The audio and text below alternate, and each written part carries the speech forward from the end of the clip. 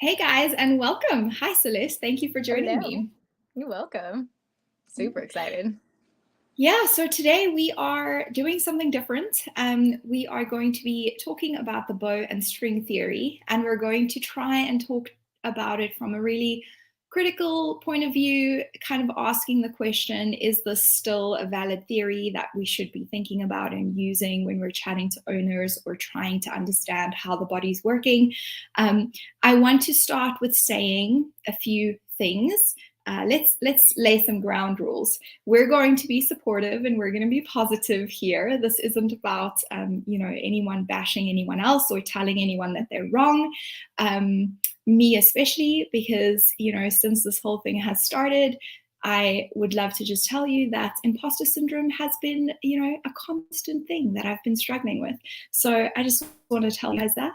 And we're going to just try and look at this from different perspectives.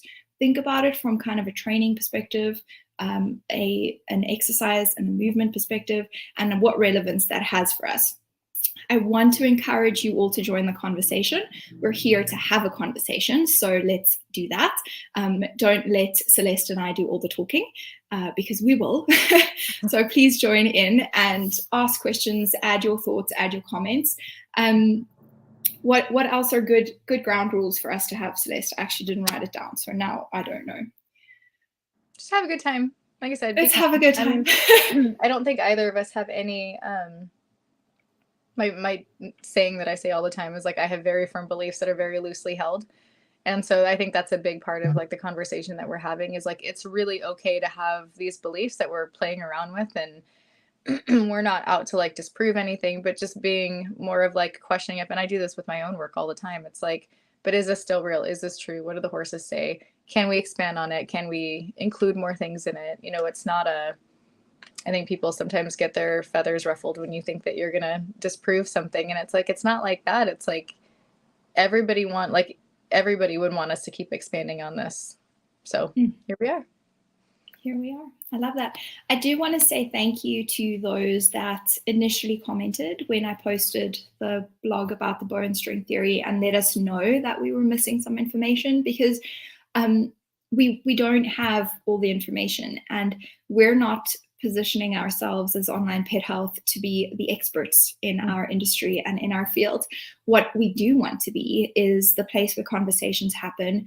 We want to help catalyze our profession and our industry forward. So that means change doesn't only come from us, it comes from all of you, and hopefully we can inspire you.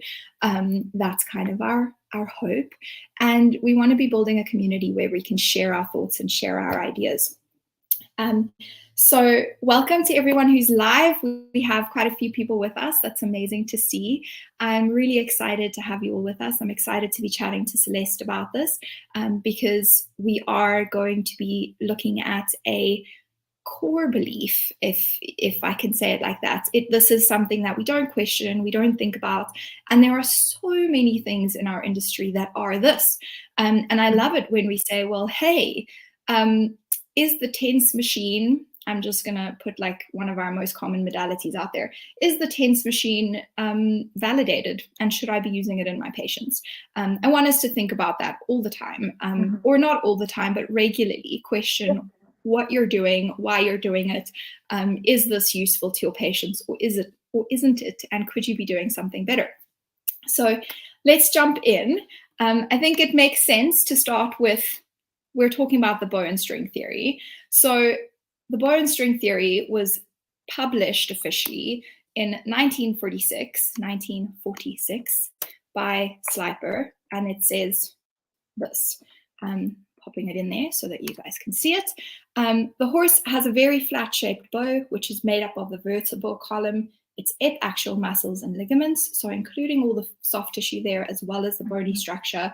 The whole structure is kept rigid and under tension from the string formed by the sternum, abdominal muscles, linea alba, and the muscles of the limbs. So including the muscles of the limbs, and I think that's something we forget when we think about this theory, is we kind of isolate it to the trunk, and Slijper did not isolate it to the trunk. He included the limbs. So that's kind of the theory. Celeste, when you read that, are there any flags that go up for you immediately to say, hey, maybe not?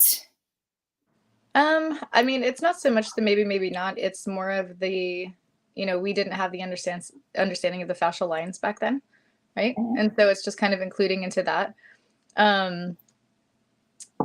Obviously, there's a lot of weight that's put on the spine, or all the organs, all the viscera, everything, right? So I understand what he was getting at by saying kind of like formed by the sternum abdominal muscles, linea alba, and the muscles of the limbs. I think, is that your widow?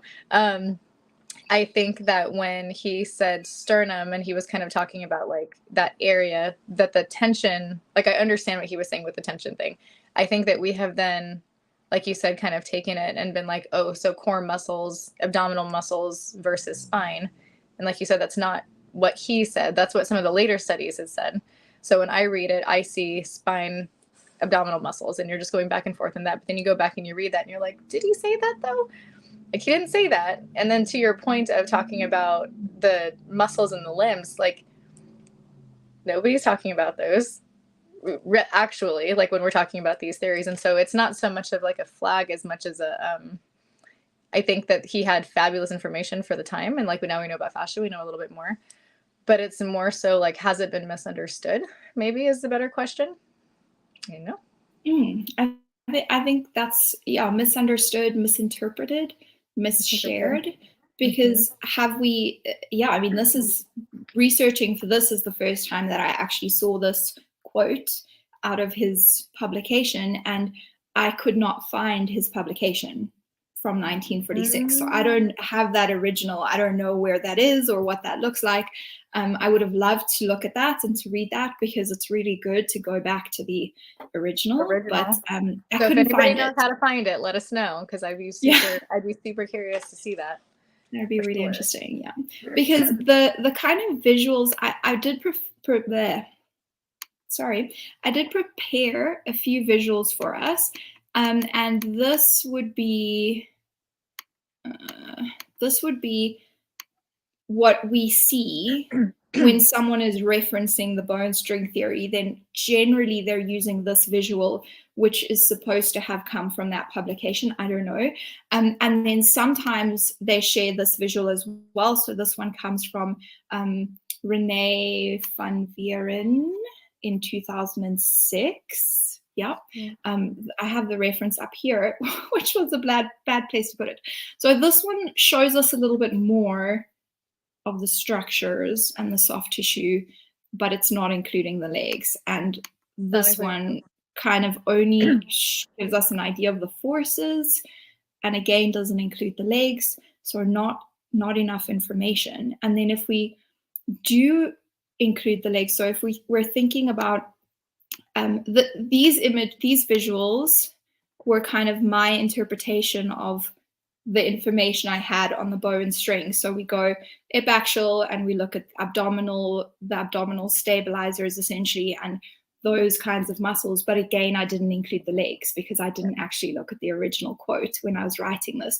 That's the first time I've seen the original quote, by the way, and all of it. I looked up quite a bit before, because I'm not, like, I understand the theory, but I've never gone through and like really like read a lot of the research around it. And so over the last few days, I've been trying to find it, and I have not seen that quote. That's really funny. That's interesting. I'm glad I found it then. I'm so glad you found it. Yeah, because people are like, they're either trying to disprove it or they're hanging on it and they're talking about it, but it's their interpretation of it, which now, having read that, is like, I would say is significantly different than what he is saying. Cool. Okay. Patty Cameron has joined the conversation. It's so great to have you, Patty. Welcome. The rigidity of the spine is much better explained by tensegrity theory of tension and compression, and not the distant muscles. So yeah, that is a good thought. That's an interesting thought. Do you want to comment on that, Celeste? I would love to read that one. So explain my tensegrity theory of tension and compression, not distant muscles. Yeah, I mean, I would say that that's probably much better. I would love to, I'm sure that's a study. I would love to read that theory of that. Makes sense. I understand that. Yeah, I think it's important for us to consider tensegrity, because I don't think we can look at the body anymore without thinking of it as a tensegrity structure. And yeah, this creation of tension and compression, but I'm not sure that I agree with the not distant muscles thing, because that is where that is part of the tensegrity theory, in that the most distant structure can have an influence on the most distant structure. They're connected and they're having an influence. So when we're thinking about these are the fascial lines, and the superficial and the ventral, the dorsal and ventral superficial lines, and they're connected here in the hoof, and they're connected in the masseter. These two lines, they're coming together at those points, and so the masseter, the pole, the hyoid are like hotspots for affecting the entire body, right? So anything that's happening in that area can have an effect, and that's distant in the spine. Or in the stifle. And I think the stifle should be a hotspot as well, because they're like, if most of the lines are also crossing and connecting over the stifle, which I think is really interesting. Okay, Patty expands. Awesome. Oh, right. Okay, so we'll go have a look at that, because I'd love that. Thank you. Thank you. Yeah. Super cool. So let's talk about the mobility in the spine, because to me, that's one of the things that comes out when people start talking about bone strength theory, is they're talking about how much mobility is available. Should we be mobilizing? Should we be stabilizing? What should we be doing? And when we start having this conversation, I find it really interesting that a lot of people will say, or some people will say, no, you're wanting to stabilize the spine. And a lot of what we're doing as rehab therapists is mobilizing the spine. So are we approaching this from the wrong angle? Do we need to be looking more at stability, worrying less about restrictions in spinal movement, and trying to get more stabilization through that spine? I find that very interesting when people say we're not looking for movement, we're looking for stabilization. What are your thoughts? Well, so I mean, I see the same thing in rehab. So most of the time we have too much rigidity through the spine, and so we need to mobilize it. And again, going back to looking at the whole body as a whole, it's why is it, when I see it being rigid, what I see is that it's not, the spine is acting too much. So the spine is acting for things that it shouldn't be acting on. And so it's kind of our job to go back then and find, why is it, where is it overworking itself? And it should be stable. Like I do agree, and same thing for humans, right? I'm a human therapist as well. So like our spines should be stable, and it shouldn't be, if a spine is not working more than it should be, working out of compensation, taking over for lack of movement, particularly in like the appendicular skeleton, it should also maintain some sort of flexibility. And usually what we see is that it has turned more into it's, and I don't know if it's just like a difference in what they're saying for stability. And that's why I always ask questions like, what is your, and when people say tensegrity, I'm like, what is your metric for stable? What is your metric for tensegrity? What are you looking at? Because these words get thrown around a whole lot, and I don't think that they mean the same thing to everybody else.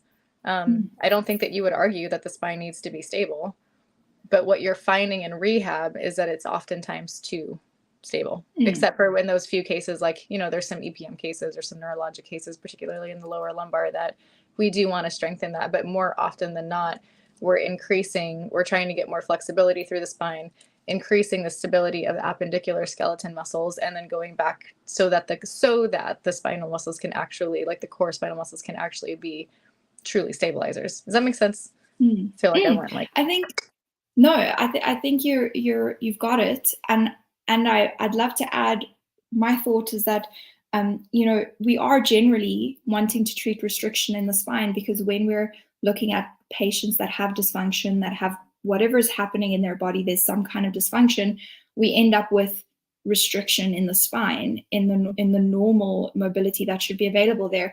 And to me, that's making me think that, well, if the body is reacting by restricting the movement of the spine, that does show us that, yes, the spine needs to be stable for the body to function. But that level of stability, or that stability that we're seeing, is a compensation to something else. So it's a dysfunctional it's a dysfunctional thing that the body's doing in reaction to something else that's not working correctly. And to correct that, should our first move be to restore mobility in the spine? Probably not, but it should definitely be on the list of peeling the onion, right? If we are wanting to restore function, we need to restore that dysfunctional movement that's been created as a result of whatever it might be that had happened. I wonder how often fusion of spinal levels is primary. I don't think very often. Yeah. Anita, thank you for joining us. She says, are we not mobilizing, allowing optimal movement through stability, i.e. stabilizing areas that are weak, which will then allow mobility in another area? Yes. Yeah. That is exactly what we're doing. Hi, Jillian. Jillian says, really appreciate this discussion. Arguably, both the bow and string and tensegrity are theories. Oh, I love it. Yes. We have been able to measure spinal kinematics and muscular activity, which gives confidence in the underpinning concept of the bow and string. Thank you, Jillian. So we have some votes for the bow and string theory if we were going to say yay or nay. I love that. Yeah. Okay. And I think that's right, because it's a theory. If we're looking at the body as a tensegrity structure, this is a new lens that we've put on and that we can look at the body through. But we shouldn't make that our kind of core belief that we isolate everything through, because there are other ways of looking at it that might help a specific patient. All right, that's great. Any other thoughts on? I'd love to actually hear what you think, Celeste, about the amount of movement in that thoracolumbar spine, because as a trainer, you might have a different view of what we should be aiming for in functional movement when we're working with the mobility we want to have available to us, right? In terms of lateral bending, axial rotation, and flexion extension. I mean, as far as I can tell, I don't disagree with anything about what they're saying on the rotation of the spine and what it should have for movement. And again, should being the key player there. As a trainer and as somebody who really focuses on muscle development, particularly the distal, or not the distal limbs, the appendicular skeleton, what I find is horses that get really stiff through their spine, stiff meaning lack of, I guess, correct range of motion through their spine. They are almost always lacking in their abductors, both in their forelimbs and their hinds. And so they can't adequately open through their shoulders and play with it. They also, a lot of the time, are lacking just generally in their thoracic sling muscles. So instead of being supported all the way, when people talk about core, a lot of people just focus on the abdominals, but even in humans, it's our pectoral. So it needs to be the whole, the front half to the back. And so if the spine is supported fully, so it's not kind of at a negative angle, that's one thing. When it does that, you're always going to have tension and lack of flexibility and correct range of motion in the lumbar spine. And then again, to the point of the lack of abductors and a lot of times lack of extensors. So usually horses, the patterns that we see are horses have more flexors and more adductors, but not abductors and not extensors. And so when they don't have those muscles, and that's why I love that quote when he's actually talking about the limbs itself, when they don't have those muscles, they're going to lack correct range of motion for their skeletal structure, which means then the spine is going to have to go into compensation a little bit to try to help with that range of motion or lack thereof. And I think that's where we're seeing the discrepancy between the movements of the spine versus what, looking at the actual muscles attachments through the spine and saying like what it should be doing. Like, I don't think there's any argument there, but we're not always seeing that range of motion. But we're not, in what I've seen, people are not also looking at the rest of the body, right? So like we chatted a little bit about, there was some studies that some vets were doing about like the pain in the lower lumbar and how it's linked to horses that are incapable of extending through the stifle. And I posed the question, I said, are you also taking into consideration the development of the quadriceps and maybe the overdevelopment of the hamstrings? Are we taking into consideration just the core musculature that should be supportive of these movements? And the answer was no. And so I'm like, well, it's just, and it's not to say that anything is wrong, but it's sometimes there are easier answers, I think, to what's going on within the body. So when I say tensegrity, or I say like muscles, like what I'm looking at in the body is I want even humans too. Like we have chronic low back pain when we have a lack of development between our hamstrings and our quadriceps. That should be as even as possible. It's also where a lot of our knee issues come from. So we know that this is a real thing, but then we disregard it in horses, or at least we don't bring it up. And maybe with the original study, when he was talking about the limbs, maybe he'd seen that and maybe just got dismissed because so many people were focused on the back versus the core. I don't know. It'd be really cool to see it though. I like it. Okay, so Patty expands on the kind of motion of the spine. Are you looking at the rotational movement of the spine in rehabilitation, whether it's inverted or rotating in the direction of the bend? Lateral bend is always coupled with rotation, but not always in the same direction. Okay, I didn't know that, which would be dysfunctional movement. I suspect this is far more important than stretching exercises.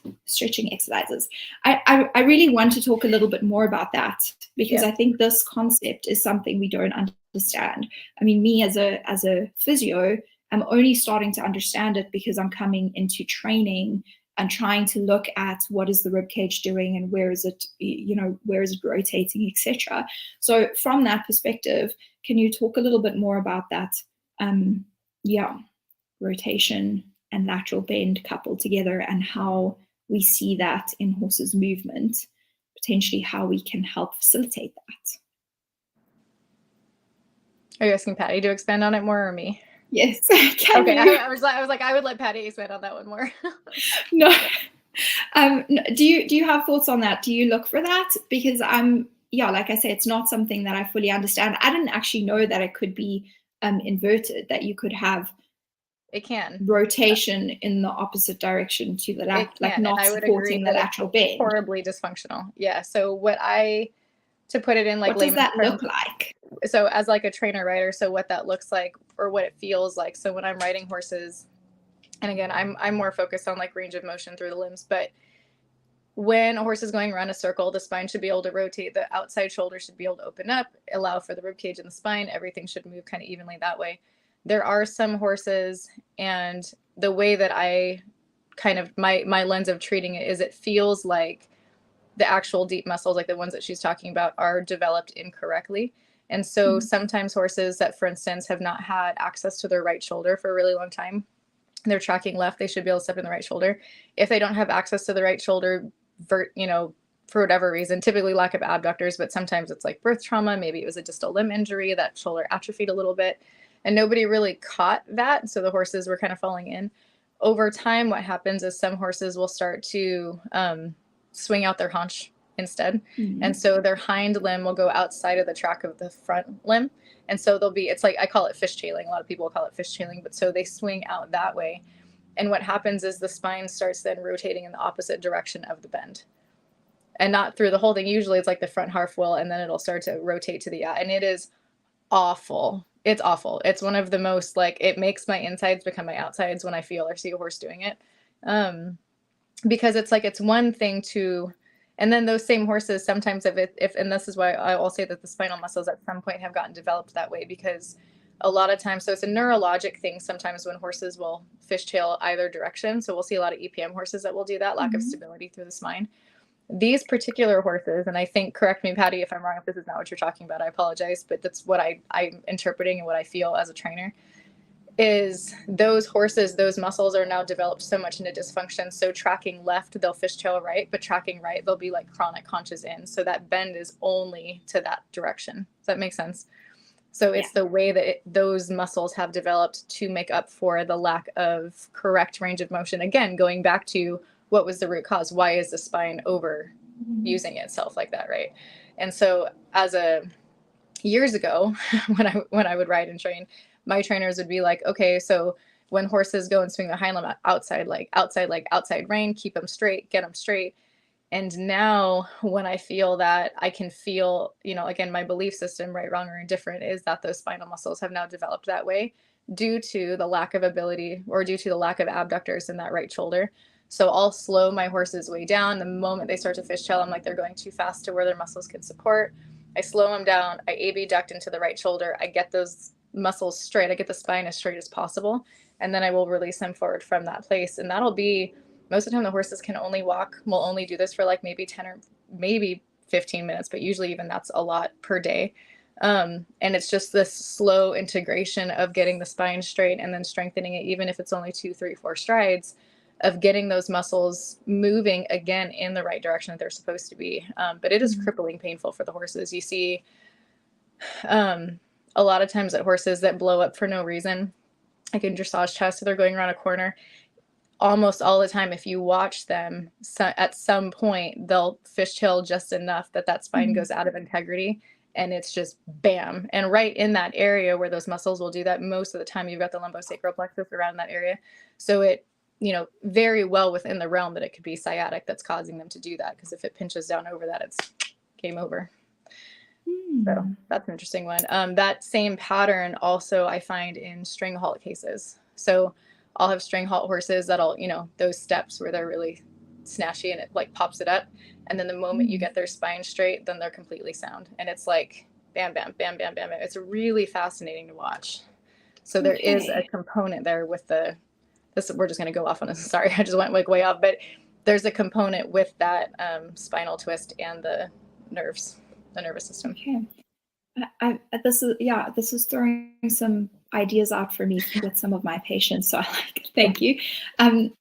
Patty says we see inverted rotation all the time in competition half pass with the rider sitting to the outside, and it's not a saddle issue, but a spinal issue.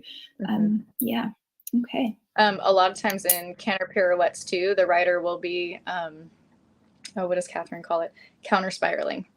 So she'll say that but Catherine's a biomechanics coach, and so she'll be able to spot. And so when the rider is counter spiraling, it's then sending that twist in the spine too in the opposite direction. It's pretty gnarly. I love that you brought that up, Patty. I don't ever get to hear anybody talk about it. I'm like, yes. It's very, yeah, that's really interesting. I think as we were preparing, Celeste and I were talking about specifically this, how much movement is available in the spine and what is normal. We are starting to get more and more studies that are looking at this and that are published specifically looking at the range of motion in the spine and what is normal. But I again want us to just, you know, question a little bit even the research that's coming out, because the best research that we have that looks at spinal mobility has sternum pins inserted into the dorsal spinous processes, and they're looking at the horses in walk, trot, and canter, and looking at how much flexion, extension, axial rotation, and lateral bending is happening at each vertebral level. And that's great, but they've inserted something into the spine, so there is a break in the structures that are connecting there. I'm assuming that it's been fitted with. You guys, I'm so nervous. I'm sorry. Anesthetized so it's not painful in that area, because then that would be pointless. But it's 5 horses and they're all warm bloods. And even if they're all in work and they're all competition horses, does that mean that they are sound functional and moving optimally and functional? What is your interpretation of functional is my something that I run into a lot. Are the horses out competing and winning? Sometimes, yeah, absolutely. Does that mean that they are what those of us that are in more of like the rehab standpoint look at as functionally sound, meaning they have the muscles developed to do the job of which they are being asked? No, not usually.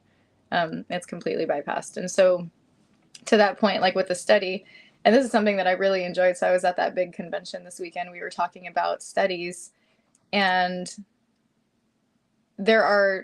I don't think there was a single study that anybody talked about that everybody could agree on was like done. And I don't want to use the word correctly, but just mostly thorough enough, because you have people that are conducting studies that, again, it's like, it's a very narrow lens. And so to the point of like this whole conversation and everything that you're trying to do. And I know that it's nerve wracking, and I know, you're just like, oh God, I'm going to, upset some people, but it's not ever with the intention of upsetting it. It's just, are you asking these other questions too? Like, how big of a picture can we paint? How many of us that see the bodies in completely different ways can we come in and be like, but are you also looking at this? And if you're not, that's totally fine. But there's, I know a lot of people that do a lot of studies don't necessarily like to work together because everybody like wants to be that person that figures it out, but it's like you have to bring in other people to get a full complete study or you're not going to see it. So to the point of like the muscle development. So if you have these horses, one of the arguments that I kept bringing up was I was like, can we see pictures of the horses? Can we see pictures of the horses? Can we look at it objectively? Because it's very subjective, person to person, whether or not you think a horse is sound. Like that's just, we see some trot ups in the Rolex that there's a lot of us that are like, that horse is not sound, but they pass and they compete, and all of their gods and ancestors, maybe why they didn't have a rotational fall out there, but it's pretty scary. But other people pass them. So if you can do more like non-biased, does the horse have a trapezius? Does the horse have an infraspinatus and supraspinatus? Does the horse have quadriceps? These are like basic things that I think we can all either agree on or not. And so going back to the studies on the spine, if the horses don't have these other developments in the forelimbs or in the shoulders or the thoracic sling or the hind limb, right? If they're lacking in particular muscles, when they're going down and they're doing these studies of the horse's spine, it's going to look different horse to horse based off of what the development of that horse is. And a lot of these patterns are the same, especially in the warm bloods and the competition horses, because they are hypermobile and because they are bred to do these jobs with big extravagant motions, despite the fact that they don't have correct development. So is it a flawed study, or is it a cool study to see kind of an idea? Like, what are we, that's not good, bad, or indifferent. No. And I it's so important that we realize that about research. Like, I love research. I love reading research. I wish I did research. Maybe I don't, because that's a lot of work. But I love that we have more and more evidence in our industry to support what we're doing. But we have to realize that we need to be critical of that evidence, and we need to recognize that it's only a research study can only study one thing. It can only look at one thing. Otherwise, it becomes impossible to control all the variables. It becomes impossible to create. So if we're only looking at one thing, is that clinically applicable? Not really. We need to have clinically applicable information that we can bring into our patient population.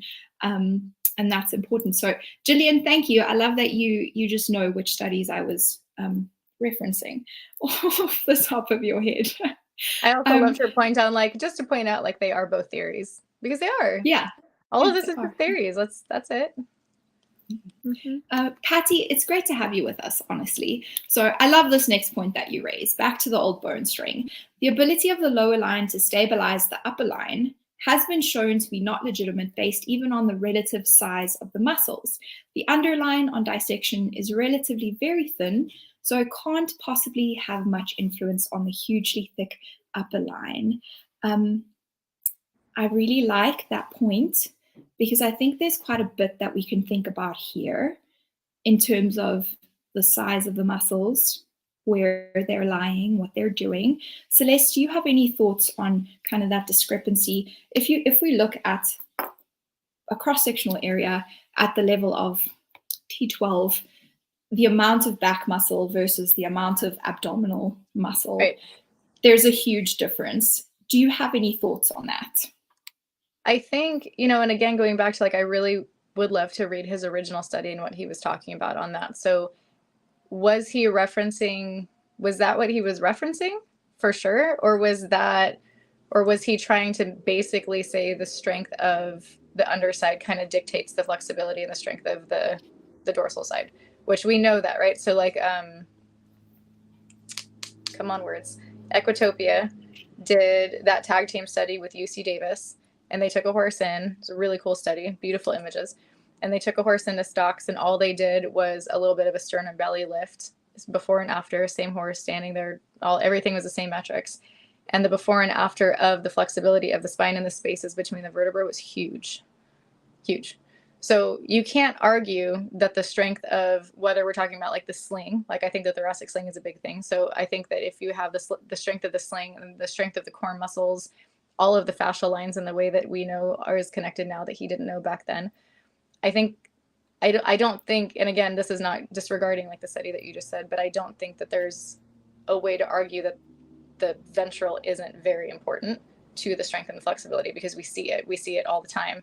We see it in research. I've personally have cases where when we've developed the thoracic sling and the core musculature and the limbs, right, everything all together, that we have kissing spine cases where the rads are before and after. So we know that those are also important.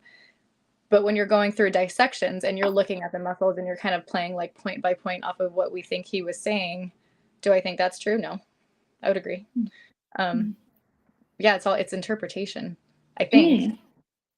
Yeah, I definitely have some thoughts on this, and I love that you've said, Julian, because don't forget the connective tissue in the abdominals. They aren't strong, but not all from. They are strong, but not all from muscle activity. The abdominals have to hold the digestive tract up as well as be part of movement. So I don't think when we look at the muscle mass of the epiaxial muscles and the muscle mass of the abdominal muscles, we're comparing apples to oranges. You're not looking at muscles that have the same function.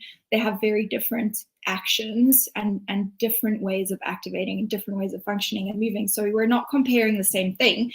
And secondly, if we look at the mass of those top muscles, and then we look at the entirety of what is happening at the bottom, the entirety, because it isn't just, you can't just look at this thin little, abdominal muscle. That abdominal muscle is part of a sheet that encapsulates the entire trunk, the entire abdomen. Then, I don't know, how different is the mass really? Because you're looking at a massive area versus a very small area. So I do like this argument that, we need to look at the muscle fiber type, we need to look at the cross-sectional area, we need to look at the function, and then compare, but we're comparing two very different things when we look at abdominal sling versus the epiaxial muscles. Patty, there will be a recording, so if you've already left us, then you'll definitely see that in your feed. And if you're still here, feel free to jump off and head to your next meeting. You can watch the recording afterwards. Okay, so we've covered the mobility of the spine, mobility, stability. We've covered that difference in muscle mass. What is the next point that we need to look at? The head and neck. Oh my gosh. Oh man. Yeah, let's do this. We don't even have time for this one, but okay, we'll go for it. Let's go. Do it. Okay. So again, the kind of head and neck position is not something that Slijper talks about in his original bone string theory. It doesn't say anything about the head and the neck position, but in the arguments against this theory, that's exactly what I was reading, is that, the head and the neck position and how do they affect the spine. And this, long and low is a really interesting conversation. Is it right? Is it wrong? How is it wrong? How is it right? I don't know. So let's talk a little bit about that. We know that the head and the neck position affect the back because we can see it. I don't think anyone can argue that when you lower the head and the neck, there's a change in the back. When you raise it up high, there's a change in the back. We can all just see that, no matter how trained or untrained our eye is. We don't need the research to tell us that. No, you can feel that. I have people do that all the time. I have students put their hand on their back and I said, let's just feel it, feel where they're at. Yeah. So it doesn't make sense to dismiss the head and the neck as a tool to help us rehabilitate the back, because we can. Hey, I said it's part of the spine. Yeah, arguably. Yeah. So talk to us a little bit about that, Celeste, and kind of your perspective on head and neck position, how it influences the movement of the back, the health of the back.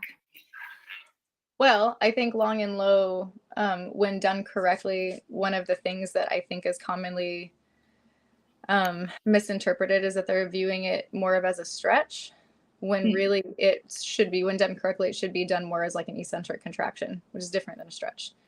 And so you are working the spine if it's being done correctly, which is not often, right? So you have the differences of the horses that are dumped down and then dumped up. Again, like, I don't even know if we have time for this conversation for my thoughts on it, but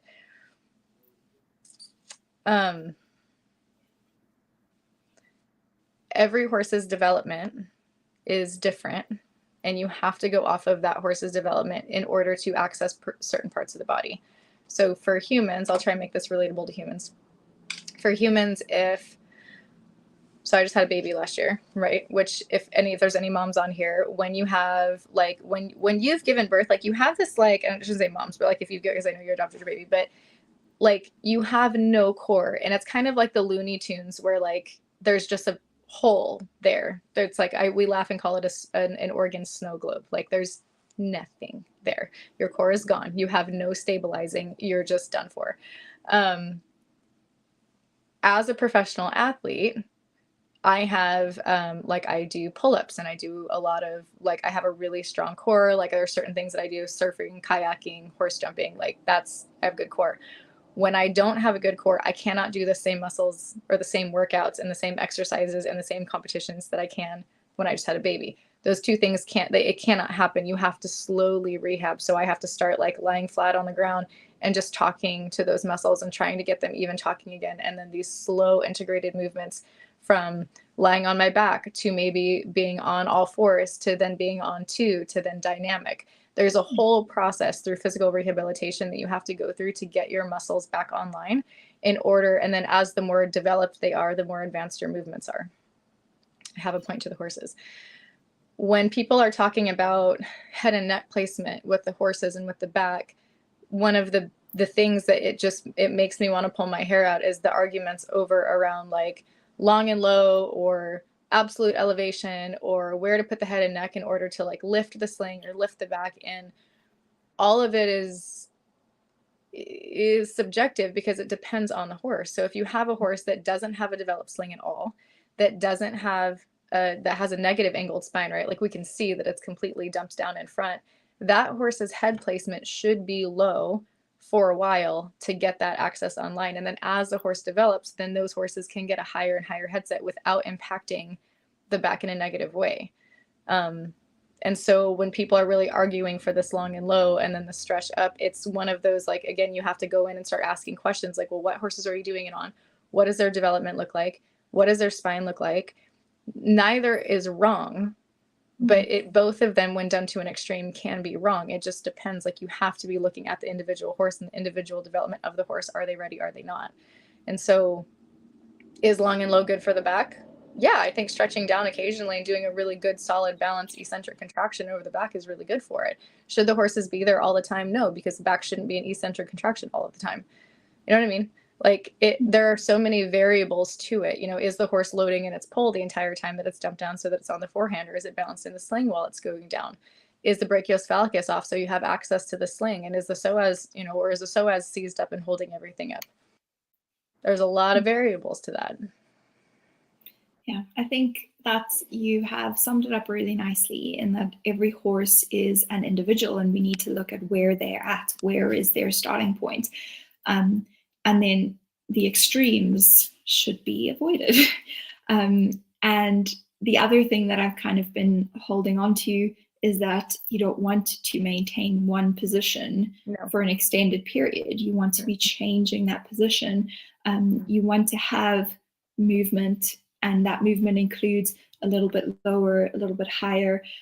So I don't know, am I wrong? But for my very downhill horses that I'm starting to build up, I'm starting to include just a little bit of lift, 2 or 3 strides, and then we come a bit lower again, and going back and forth through that so that we can develop that. Otherwise, I'm not developing that, right? I'm just sitting in one head and neck position and one posture, and not developing more.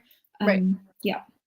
No, that's exactly it. I have so if anybody's on here is like familiar with my work, so I work to specifically signal. So we'll do like, it's kind of like pressure release, but it's more of like a soften to deactivate muscles. So we'll work to create a signal for the horse to deactivate as much as we can the brachiocephalicus, which that muscle will kind of be used as a crutch, and that muscle runs antagonistic to the thoracic sling in my theory.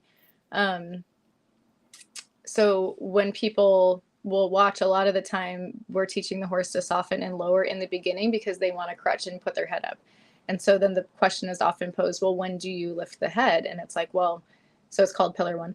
And I'm like, well, pillar one is lifting the head. So when I'm riding the horses or when they're walking, what I'll do is I'll let them, like, I'll be on the buckle. So nice buckle break. So they're stretched, they're relaxed, they're down, they're wherever they want. And then I bring them up to pillar one. So the brachiophalanx is off, but they're up in their sling. And we're kind of getting into those half up muscles, those, those contractions. Like you said, 3, 4, 5 strides, maybe, however they're comfortable. And then we drop it back down, buckle break, so they can stretch and relax. But you have to start doing that and bringing it up. And, you can't hold them there for a long period of time because they're not developed there, but you can start again to the point of like gentle. Can we just be aware of it? Maybe can we hold it 3 strides? Maybe next week we can hold it 5 to 10, and you just slowly go off of the horse's comfort rate on that. And then that comes with a lot of nuance because you have to be able to pick up on when your horse is getting fatigued, and because it's horse by horse, it's like, well, are their feet balanced? Like, are there other underlying pathologies? Like, what can we do to help them with these things? It's a whole gambit. You gotta have a team. Gotta have a team. That's probably the most important thing we've said all day. You've got to have a team. Gotta have a team. All right. So glad you're having this chat. It's great to have you with us, Anke. I think that's how I pronounce your name. I hope that's right.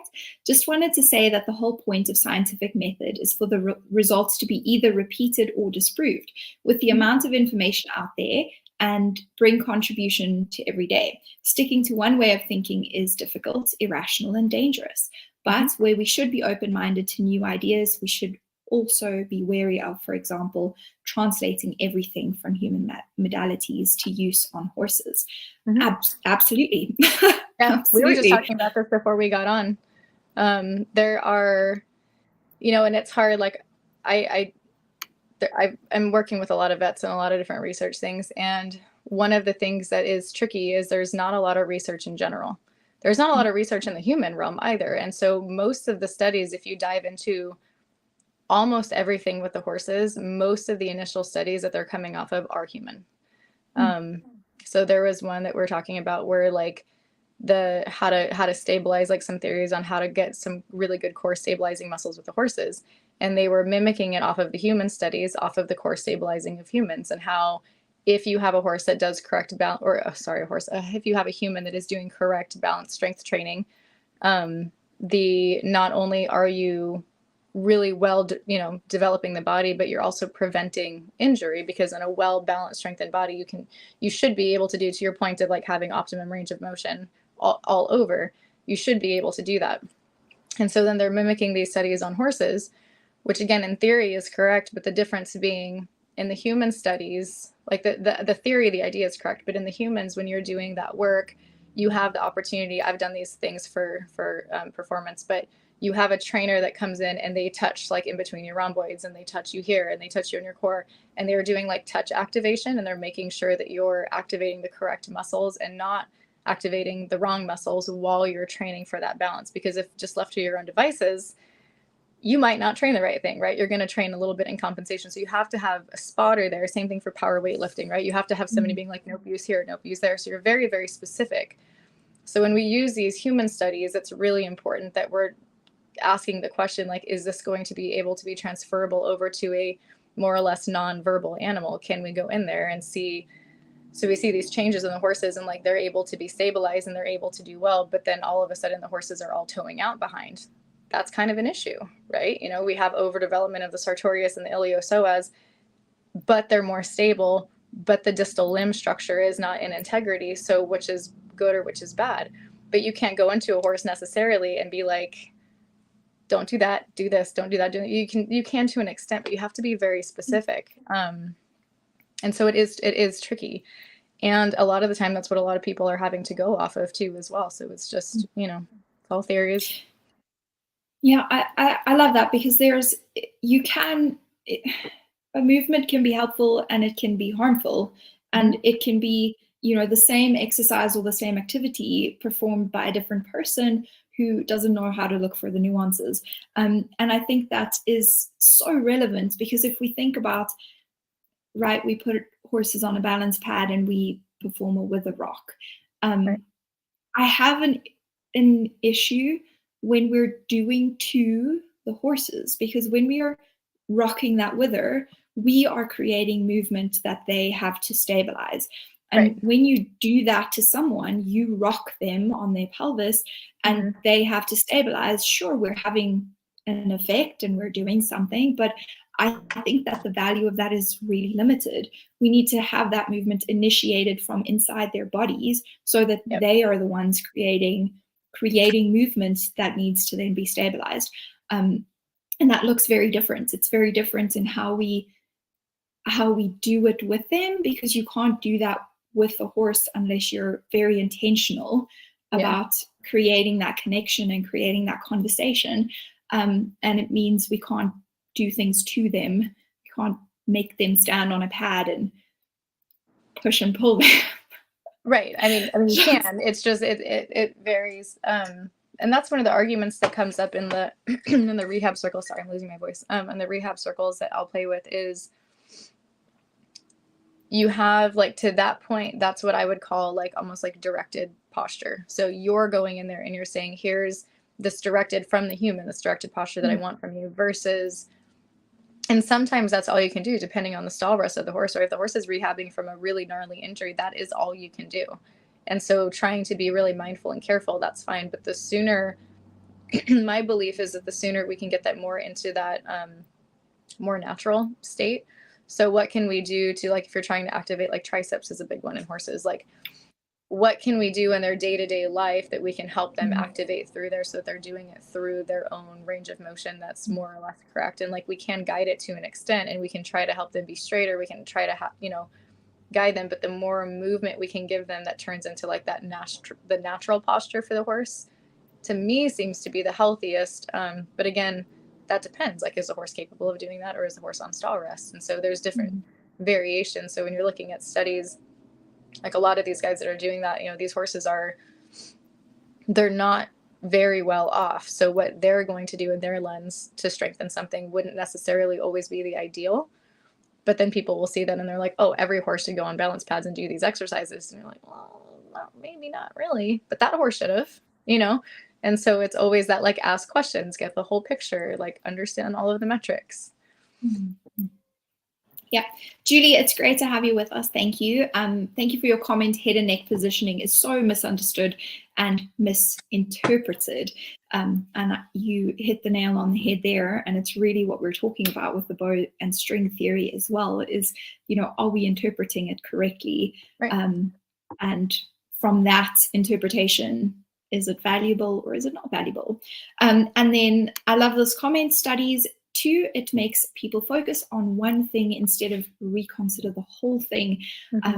Exactly. We need to look at the whole body at the end of the day. It's great to have information on, how one kind of exercise can increase multifidus cross-sectional area, but how is that being performed? Is it applicable to this horse? Does this horse benefit from that?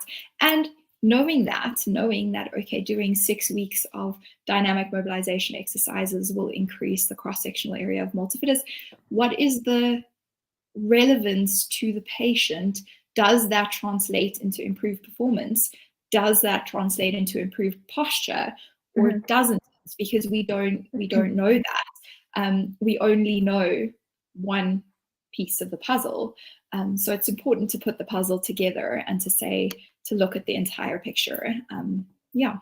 Well, my one of the lenses that, like, I'm always like asking people and driving at is the range of motion. Because correct development, in theory, should also provide correct range of motion. So I made a comment around a developed trapezius, and somebody was like, well, how do you know if the trapezius is really developing versus like those deep muscles that are underneath it developing? And I was like, well, the deep muscles underneath it don't work as abductors, and the trapezius does.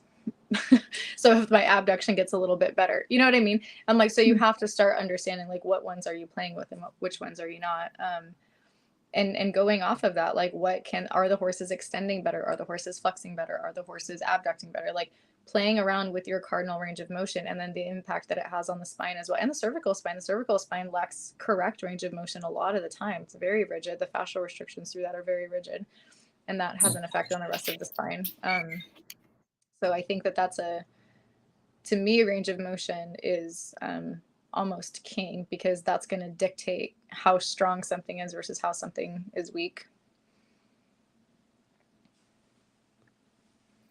Yeah, I think that's really valuable because it is, when we isolate range of motion, like we like to look at one joint and one thing at a time when we're evaluating, but it has to be functional, and it has to be, at the end of the day, what's available to the horse. We might have little range of motion or a lot of range of motion available when we're looking at it passively, but when the horse is performing a movement, that's not what's reflected. And that is, at the end of the day, what's important is how are they utilizing what they have or don't have and translating that into function.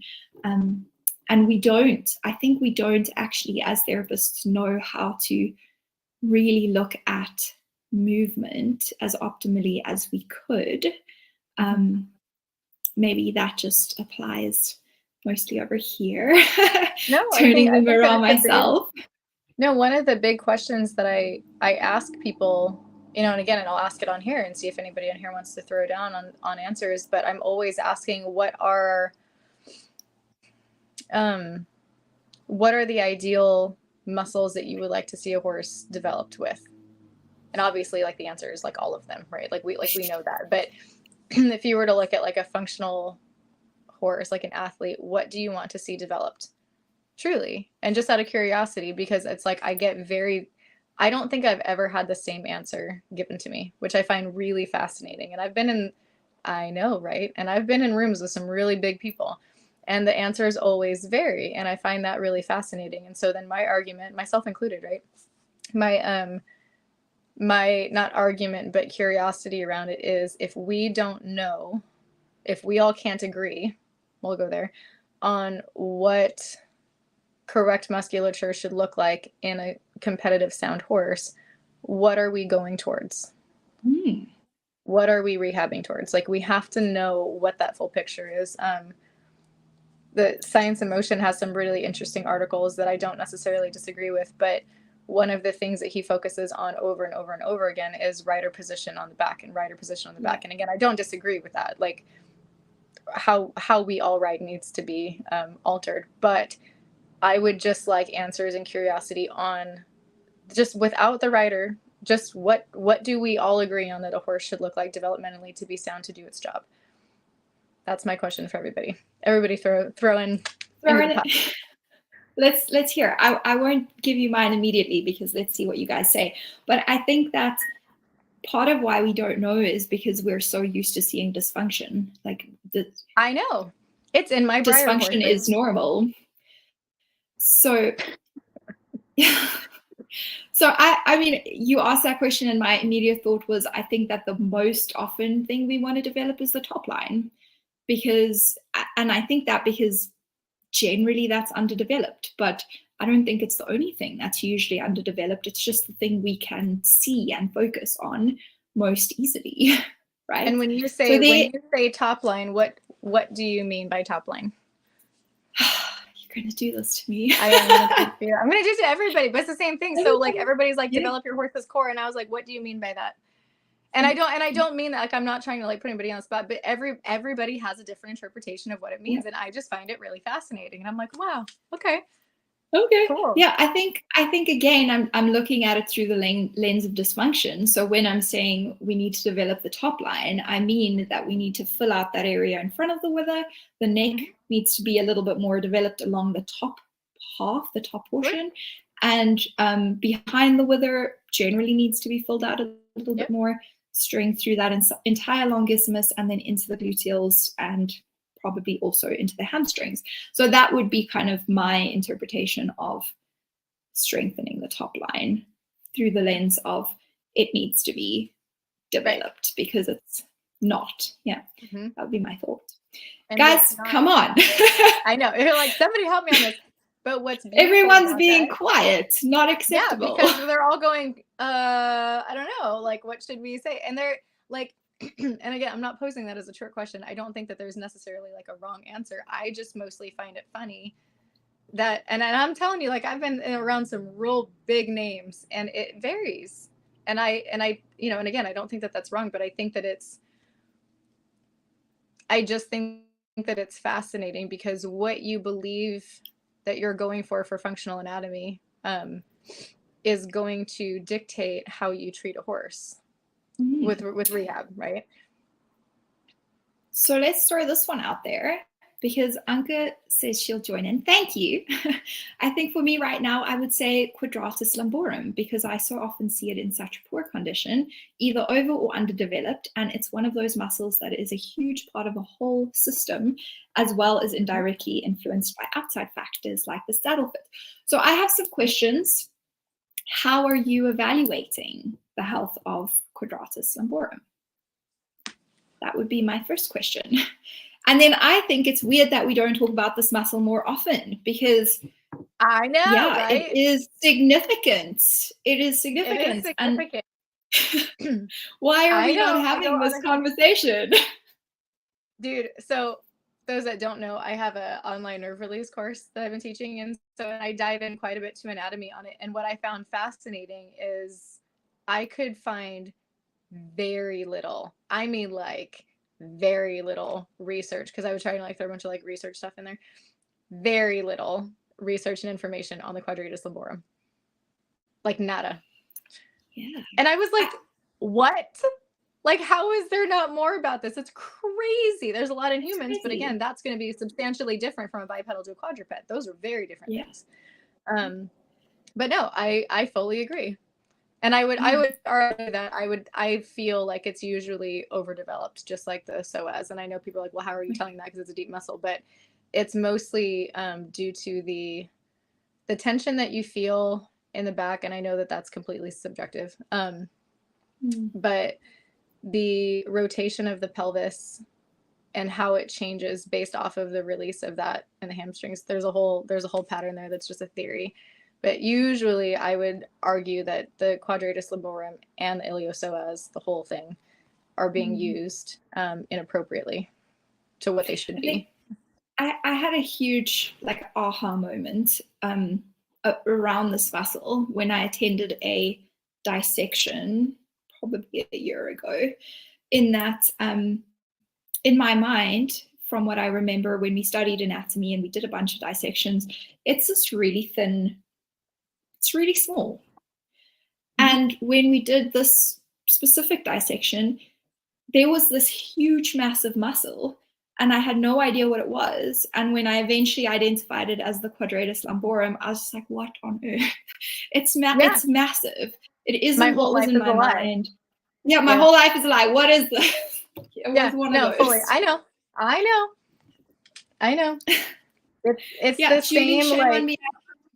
No, not shame on you, because again, we don't talk about this muscle. We forget about it. That's why I said, like, I went deep diving in like the dark web, I did everything trying to get like as much information as I could to bring to my class, and I was like, there's not. So why? So if there's not a lot of information about it, why would any of us know about it? It's really strange. It's very odd. Why would we talk about it? Why would we have conversations around it? Yeah. No, Julie, I'm going to be honest with you. If it wasn't for that dissection, I would have read Anke's comment and gone, where is the quadratus lumborum again? Which one is that? Honestly, it was because of that moment that I had at that dissection that I'm like, yeah, I know what you're talking about. Okay. But so these are the conversations that I like to have, is it's like bringing this awareness to, we don't know anything like about I mean, we do, like, we know like little bits and pieces here and there, but there are so many things. It's like our ocean, guys. Like, there are so many things about the horse's body that we don't know. But then we have these people that are like, oh, like, we know everything. But it's like, but then you start asking questions, and there are so many discrepancies that it's like, you can't possibly know everything, because nobody knows everything about it, because we don't even have the damn research on it. So you might know really good about these specific things, right? Like we talked, like, I'm exceptionally gifted at developing a thoracic sling. Does that make me an expert on the subject? No, I just know how to develop one really well. But that doesn't mean anything in terms of like everything else that's going on and like the effects. Like I'm piecing things together slowly but surely. But my God, it changes like every week. Just why Andy and I always like to talk to each other, because we're like, again, loosely held, firm beliefs, loosely held, always open to being like, that's not right. I'm like, cool, okay. I think that we should wrap up now. because we will probably continue talking for another hour if we let ourselves. But let's go back to our bone string theory. Have we discredited the bone string theory? No, I don't think so. I think expanding on something and discrediting something are two very different things. Very different, yeah. I think that it still has value. I like the idea that, you know, when the bow and the string are connected, they are actually one unit and they're working together in a tension is moving from one to the other through them. And yeah, I that feels valid to me. That is valid to me. I like that. I like a lot of things about it. I like the feeling that it gives me when I say, like, I like the idea of drawing a bow to the hind leg and then feeling that energy come up through the spine and towards the front end. Like, to me, that makes sense if I'm thinking about the flow of energy and the direction of movement. A lot of things about it feel right to me and feel like I could use this to communicate with an owner, improve my mental picture when I'm working with a horse. And those are important things. What do you think? Yeah, no, I would agree. And I think, you know, going back to the, I don't think it's fair for people to try to disprove something that maybe is not fully understood to what the person was trying to say. Because again, reading that quote is a lot different than what we're seeing when people are either agreeing with it or disagreeing with it. So if you're going to disprove something, you do in fact have to look at everything that they are saying about it and really genuinely understand it. And, you know, I would suspect that the person that did that is no longer with us. And so that's a little tricky, but maybe we could find somebody that studied it as well. I don't know. But I do think that the essence of what he was chasing and what he was saying, I do think that the essence of it was correct. I think that especially for like in the 40s, like, oh my gosh, come on. Yeah. Like all of the understanding that we have of it now, like all we've done is expand on it. So I do think that the essence of it is correct. And now we're just, you know, as we should with all things, we're just continuing to bring it up to question it, not to necessarily disprove it, but to question it and be like, what were you trying to get at? That's the other thing that I would say to leave everybody with is like, all of us are all working on the same species. We're all working on the same body. And while they differ, like we are all chasing very similar threads. So there's going to be crossovers, there's going to be differences in lenses, but it's discussions like this where we get to sit down and actually talk about it, not to be like, I'm right, you're wrong, blah, blah, blah, but to be like, where is that thread of truth so that we can actually find it and keep expanding on it and keep learning.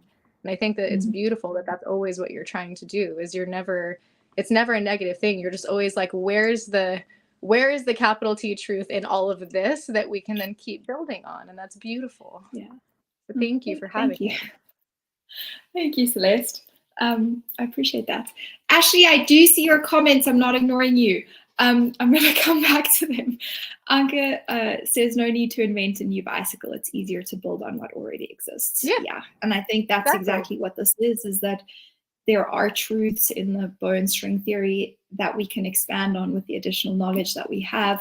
It isn't a complete picture. That's the thing that comes through for me. It isn't the complete picture, but very little of what we have is a complete picture. We need to, and thank you so much. Thank you for this conversation. I always try to grab anything that Celeste puts out there. And then a huge thank you to you for organizing it. Thank you, Anke. I really appreciate that. Ashley, because I'm not ignoring you and because this is where I'm at, okay? It's so important to build neurological pathways within handwork and not only rely on ridden cues, which then become a crutch instead of the horse exploring and developing their own body awareness. I mean, Ashley that just sums up. Yeah, you know, you've got this. Ashley knows.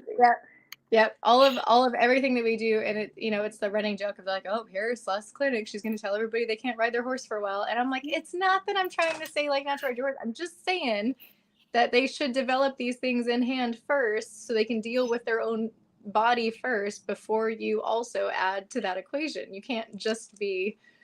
Just be the writer. Honestly, if only people knew what they could do in hand and how incredibly rewarding it is, they would just all get off their damn horses because honestly, So And much it's a more lot, it's rewarding. actually a lot faster.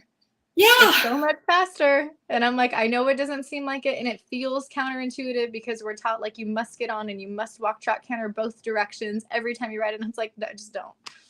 You don't have to do that. You could take a break and just hand walk your horse for 3 months correctly, and you would be like, all of your problems in your saddle would be almost gone. It'd be okay. It would be fantastic. And then Ashley, you say back stability. Let me put it up actually. Back stability, mobility, and strength are reliant on a correctly developed thoracic sling, core, ventral line. Horses in nature don't need additional strength of the ventral line and thoracics, but when we add the ridden component, being the weight of the rider, this has to be strengthened in relation to the dorsal line, so that the lines essentially work isometrically as the dorsal and ventral chains of muscles. And I think that's exactly it. I'm so like, working together.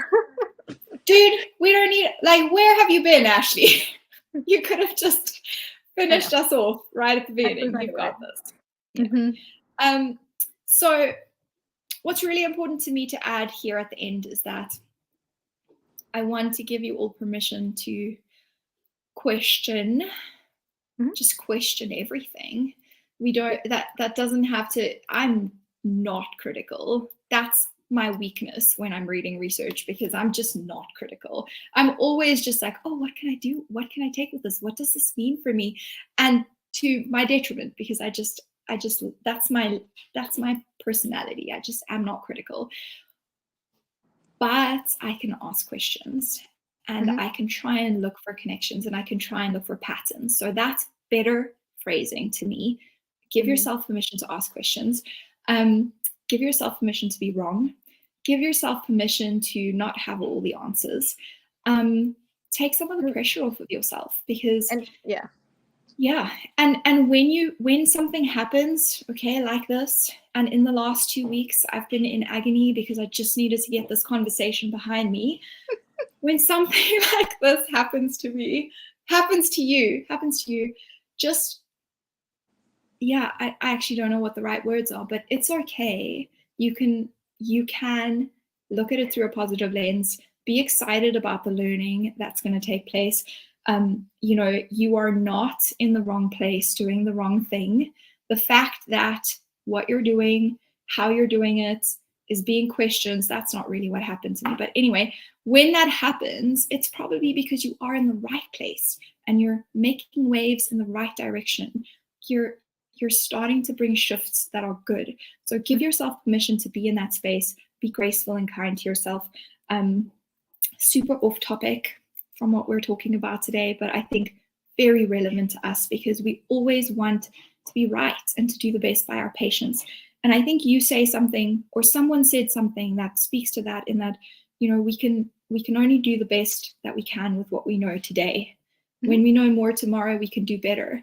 And then what we did yesterday, we don't have to feel guilty about, and we don't have to, hold a heavy cloud over our heads. We can look forward to doing even better tomorrow. So I think that's a good thought to end us off with. And of course, the Vet Rehab Summit is coming up on the 10th and 11th of November. If you have not added that to your diary yet, right now, put it in your diary. You have to be there live, okay? Because Vipke Albrons and Rika Schultz are joining us for a 2-day conference where we're going to be talking about the myofascial lines in dogs and horses. Please, in dogs and horses. Again, not a conversation we have in dogs, so we need to catch up. Celeste, from you, how can people learn more from you, get to know you better? My website is balancedmovement.com. Pretty much everything is on there. That's about it. Listen, guys, thank you so much for joining us live and for joining the conversation, for asking all the hard questions, for being here with an open mind. We really appreciate all of you that have been here. If you're watching the replay, #replay, let us know where you're from. And let us know your thoughts on the muscles. Yeah, keep the conversation going. Keep the conversation going. All right. Bye, guys. Bye.